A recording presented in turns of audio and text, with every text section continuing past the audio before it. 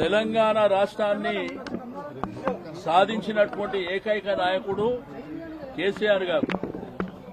వచ్చినటువంటి రాష్ట్రాన్ని 10 సంవత్సరాల పాటు భారతదేశానికే ఒక ఆదర్శవంతమైనటువంటి రాష్ట్రంగా తీర్చిదిద్దినటువంటి కేసీఆర్ గారి పట్ల కాంగ్రెస్ ప్రభుత్వం ఇంత నీచాతి నీచంగా, కక్షపూరితంగా, దౌర్జన్యపూరితంగా తన వయసును కూడా పరిగణలోకి తీసుకోకుండా, చట్టాన్ని, కాన్స్టిట్యూషన్ కూడా గౌరవించకుండా మరి ఈ విధంగా వారికి నోటీసులు ఇవ్వడం, నోటీసులు ఇచ్చిన తర్వాత వారు సిట్టుకు లెటర్ రాసిండ్రు.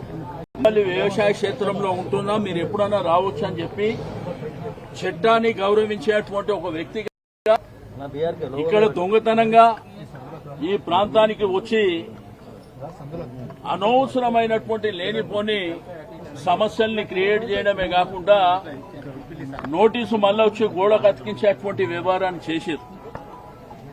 అంటే ఉగ్రవాదులు లేకపోతే టెర్రరిస్టులు, రౌడీలకు ఏ విధంగా ట్రీట్మెంట్ జరుగుతుందో ఆ పద్ధతిలో గోడకు నోటీసు అతికించడం, అంటే సుప్రీంకోర్టు డైరెక్షన్ ని కూడా గౌరవించకుండా, లేదు మీరు ఇక్కడ నందినగర్కే రావాలని చెప్పి వారిని పిలవడం.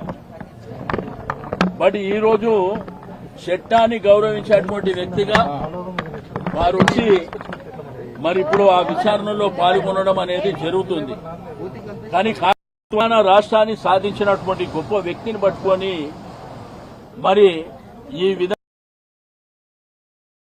విధంగా దీన్ని తీవ్రంగా ఖండిస్తున్నామని చెప్పి తెలియజేస్తాం.